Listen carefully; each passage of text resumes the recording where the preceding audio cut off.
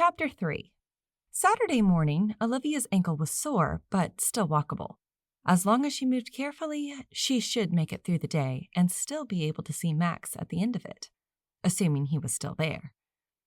She dressed in jeans and a soft rose-cabled sweater. Stiff boots lent stability to her ankle. She grabbed an extra bag to bring a few things for Max. He must have dozens of questions. He still thought Virginia was a colony. She retrieved from her shelves a short history of the United States and a rather heavy almanac of the War for Independence, a compact disc tour of the battlefield, her worn copy of the Ballard House by the National Park Service. What else? I have everything I need. The echo of his voice stopped her. He didn't need food or clothing. He wasn't sick. Enough. She had laid in the dark wondering what to do about his clothes. She'd never seen a more attractive man, and she's seen many a docent decked out for service in Williamsburg and Yorktown. None of them compared the sight of Max dressed for every day in his 18th century garb. He wouldn't garner stares as long as he kept to Yorktown and Williamsburg. He might be asked an embarrassing question or two about the location of bathrooms. Other than that, he should be fine. But there was so much more for him to see. So many things she would like to show him. Those questions kept her up a solid chunk of the night and thrummed her nerves with anxious anticipation for the end of the day, assuming, of course, he was who he said he was and not some creep out to take advantage of her. The incident in the conservatory was evidence in his favor, but the world was a supernatural place, and that didn't include the possibility of faulty human senses. Plenty of things can cloud the senses and the brain, as her patients reminded her daily. She added a cane in her music. She might as well get in some practice if he wasn't there, but first she must see Mr. Johnson. He waited to see her every day. She wouldn't fail Mr. Johnson. Olivia moved quietly towards the door. Grandma never got up before 10, and she deserved every wink. In typical Virginia fashion, the remaining snow covered the grass as a thin crust. Slush rimmed the roads. The cinders appeared clear and wet. "Good morning, Dr. Woods." Jane smiled as she pushed a stack of carts towards her. "Mrs. Johnson is waiting in Mr. Johnson's room for you." "I'll be right there." Olivia dropped the charts on her desk, picked up her guitar, and headed down the hall. "How are you today, Mr. Johnson?" He turned a shaky head towards the sound of her voice, and a little smile turned the corners of his mouth. Mrs. Johnson stood. "Not much change since yesterday. He looks forward to you coming." "Would you like to sing with me today, Mr. Johnson?" He inclined his head. Olivia sat on an armless chair, checked the tuning on her guitar, and strummed an open chord. "Amazing Grace?" Mrs. Johnson suggested.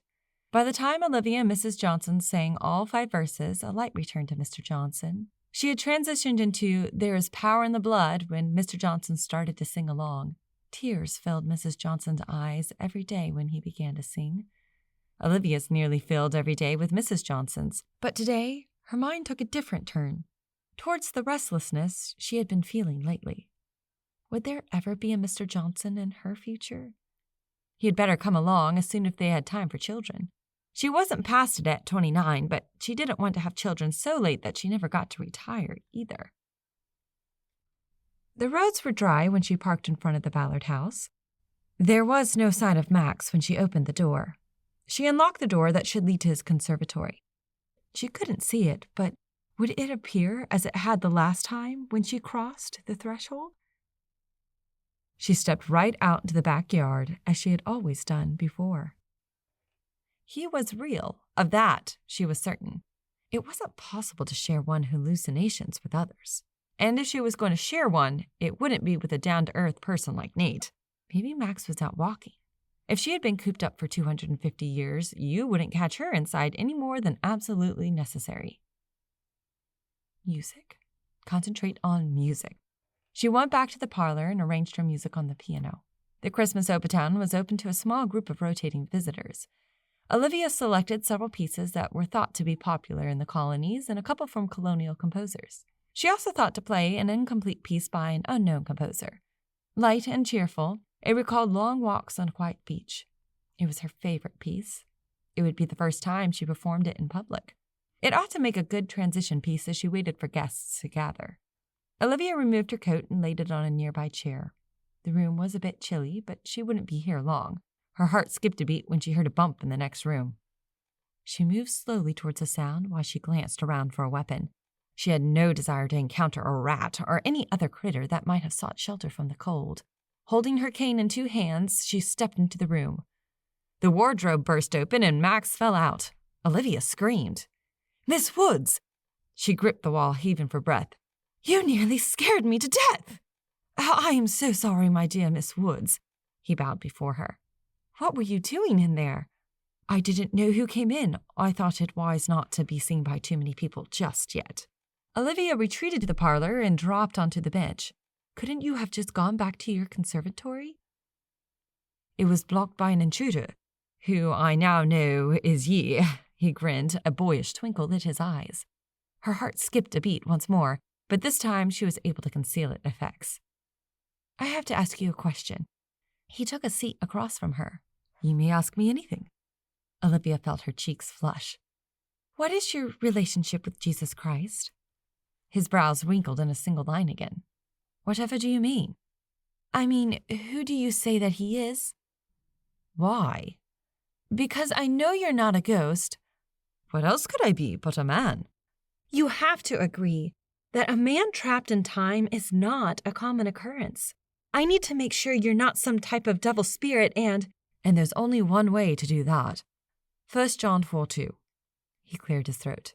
"I believe that Jesus of Nazareth, the only Son of Yahweh, the God of Abraham, Isaac, and Jacob, came in the flesh and died for all mankind. He died for me." Relief uncoiled a worried spring deep in her heart. A smile spread from her heart to her face. "Is that all ye wish to ask me?" "For now, yes. I suspect you have a lot of questions for me." He inhaled deeply, looked down at his hands, then smiled at her. A real smile intended for friends. "I took a walk yesterday." She swallowed her questions and let him speak. So much he didn't know. So much he did. "I brought you these. It's a beginning." He peered into the bag. "What kind of process made these books?" He fingered the almanac. "Naught but paper and glue. Cheap to print and cover. I could sell these for a good profit." He glanced up. "What kind of paintings are these? I have not seen their like." "Oh boy, pictures." "It's a technology called photography. It was invented about, hold on, let me see." She pulled out her cell phone and conducted a quick search. "About 1839, if Wiki is to be believed." "What is that?" He pointed to her phone. "Many things. First, let's start with photography. Then we can get into the telephone." She opened up her camera. "Hold still." And there he was on her phone. She navigated to the picture. "Here you are." His puzzled look remained as he studied her phone. "Wait, this will probably make more sense." She retrieved her phone and took a selfie. "There I am." "I want one of those." "There's time." She raised her phone again and took a picture of them both. No one would ever believe she had actually met a man from the past. Now she had proof. "Shall we go for a walk? It's a pretty day out." "I should like to ride in the contraption you rode off in yesterday." "Would you?" "Yes, indeed." "Where would you like to go?" "At this point, I hardly know. Last evening I walked all over Yorktown. My conservatory was still here when I returned." "Did you doubt it?" "I didn't expect Miss Styles' curse to have any effect. Now I'm still not sure what happens next." "Perhaps we should focus on what we need to do to break her curse." He nodded. "I confess that I have so many questions. Miss Styles and her curse have fallen by the wayside. I feel like a child at a party. So many new things to see, I stay distracted." "You may ask me anything." He grinned at her. "We are a free nation?" "Yes. Not just that, we are the most powerful nation on earth." "What are we called?" "The United States of America. There are 50 states now." His eyes widened along with a smile. "What happened to England?" "Still there, allies, just not as powerful." "The king?" "Queen Elizabeth II. "Are you married?" Olivia started. "No. Are you?" "No." "What did you do to cause Miss Styles to curse you?" He studied his hands. "I'd rather not say. It may be a clue to your freedom." "May I ask you why you limp?" "You're changing the subject." "Yes." My parents and I were in a car accident. They died and my ankle was crushed. The doctors had done what they can, but I'll likely always walk with a limp. Truth is, I'd have given both my ankles if it meant they could have lived. His eyes softened as he took her hand in his. He didn't say the words, but she felt them reach into her soul to form a kinship. You said you wanted to go for a ride. I know just the place to take you. But first, we need to find a store. I'm not so sure I should ride in one of those things. We'll be fine. She picked up her music. He reached her coat before she turned to retrieve it. He held it up for her. Heat raced up her neck. Thank you. Miss Woods, may I say you look lovely today? Your tailor-made clothes suit you. Once again, her cheeks bloomed. I don't have a tailor, she spun to face him. Wait, what was wrong with my costume? Nothing if you wish everyone to think you're an ill-fed orphan. He flashed her that little dangerous grin. I just meant to say that you look much better in clothes that fit you. She didn't know if she should be flattered or censored. Surely docent costumes weren't the height of fashion, but she thought she had done a pretty good job of replicating the time. I hope to find a tailor in this time that does a fine job as you look today, although I do have one question. Eyebrows up. Yes? Are you sure ye are quite comfortable in so revealing an ensemble? I don't believe I've ever known a woman to wear breeches in public. Laughter bubbled to the surface. I suppose I should be pleased you weren't calling into question my virtue. While clothes do indicate a state of modesty, I'm not sure I ever thought they were any indicator of virtue. The boyish grin reappeared. Do you have a coat? He nodded. She followed him down the hallway. The instant he stepped across the threshold, his conservatory became visible. She arrived at the door as he pulled his coat and tri-corner hat from pegs on the far wall. The windows still reflected the dependencies. No one traveled the worn footpaths. May I come in? Please, he waved his arm. Is this a Christofferi? No, a Longman. These are the keys that disappeared that night? She lightly touched the wooden surface of the 3 missing keys. Yes. Olivia slipped towards the door before Max could reach it. She didn't want to be caught in this room without him to get her out.